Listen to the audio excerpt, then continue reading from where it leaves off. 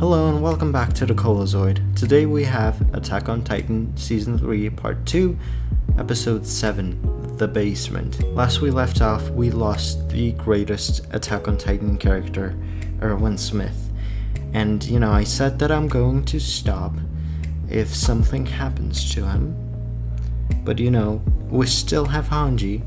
So I'm gonna continue with Attack on Titan. I'm gonna give them a pass for killing off Erwin Smith. Today's episode is called The Basement. So fingers crossed we're finally gonna get to the basement and find out what the truth is.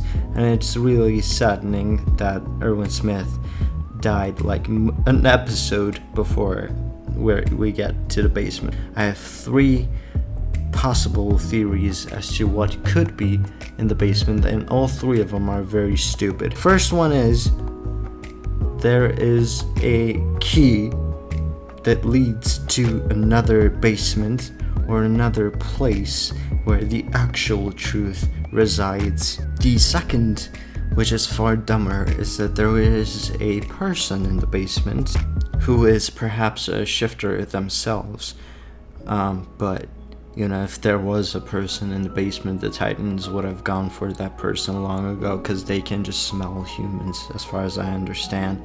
So that's probably not a thing. But that would be a very shocking and very cool reveal. I think Grisha mentioned a couple of times that he was working on something in the basement, which could be the third option. Some kind of machinery, like a de-Titanifier of sorts, which you can just use to take away the Titan shifter's power to shift into Titans. I guess that doesn't really, make sense either, because it's not really anything relating to the truth behind why they're able to transform, but those are my 3 stupid theories.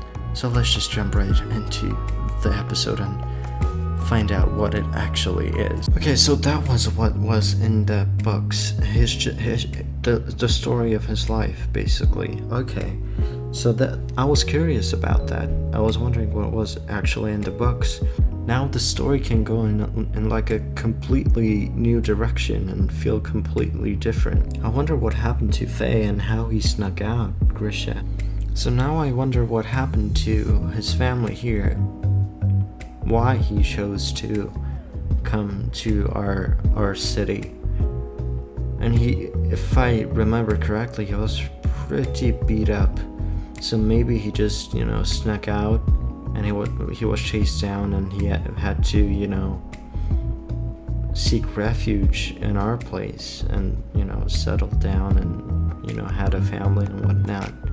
Okay, well, let's move on to the episode discussion. I didn't even write anything down, so it wasn't anything crazy. It was just books, which is probably gonna be telling them all about the outside world, at least the one that Grisha was from.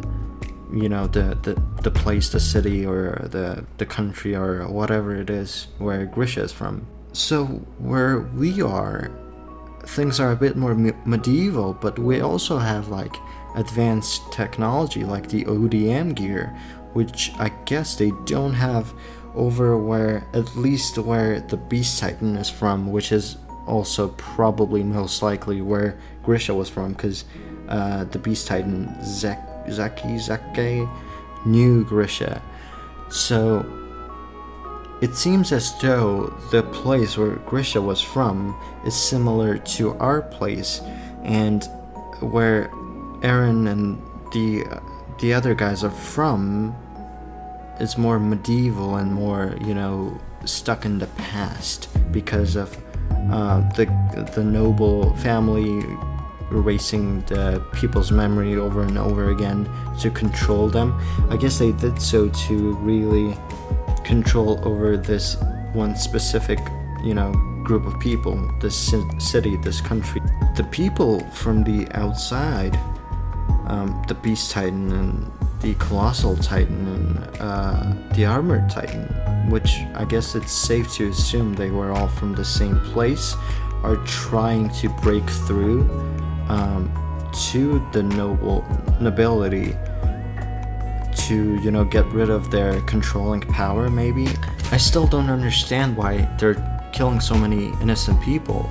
But, even Bertold and Reiner felt bad for killing, innocent people. They mentioned it at some point, and, but Bertold this season also said that everyone in the scout regiment has to die, which, and, if you're trying to free them, why not just tell them the truth about the outside world? Why be so secretive about it?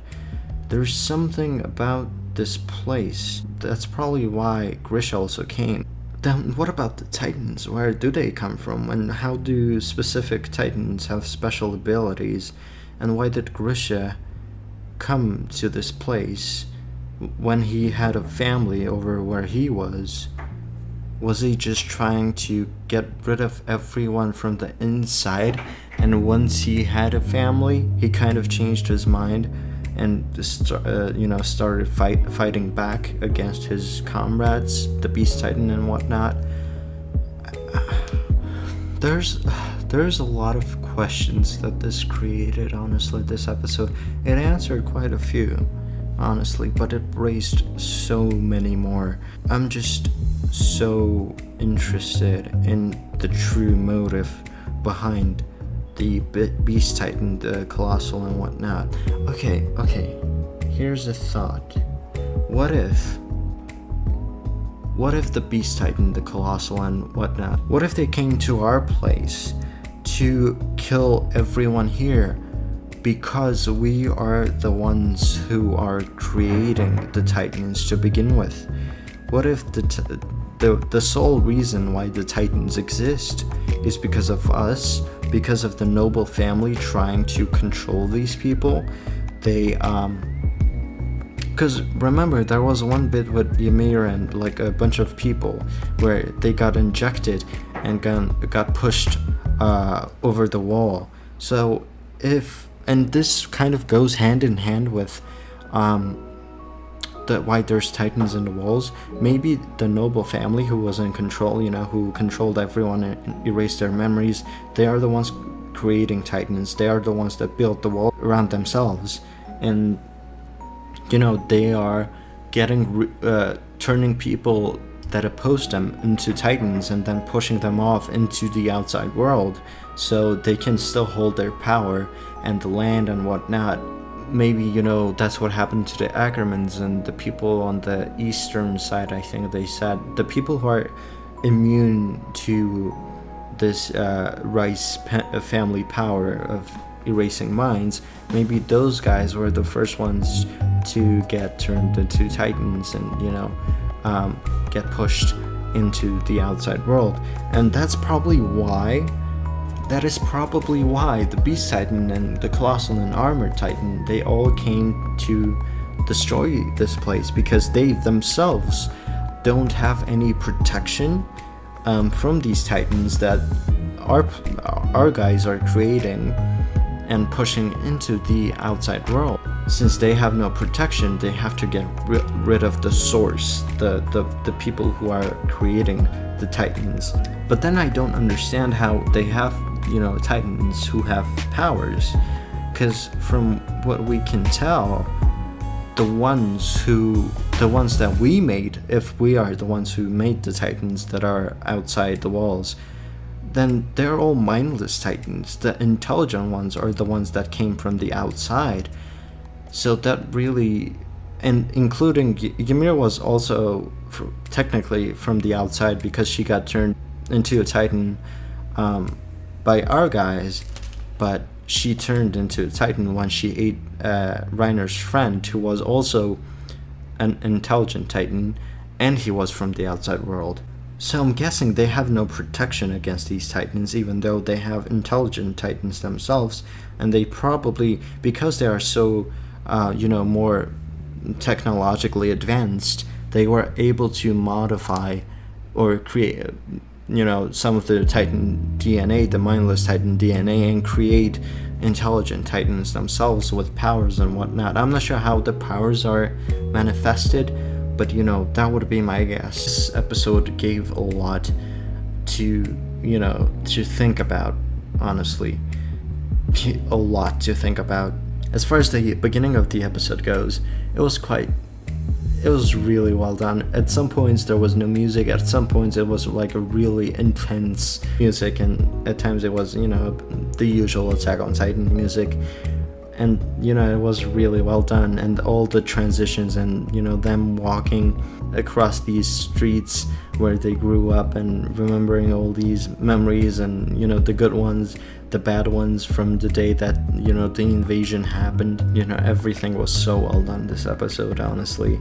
There was a lot of silent communication too, especially between Eren and Mikasa. Now I'm just curious as to what is inside that book.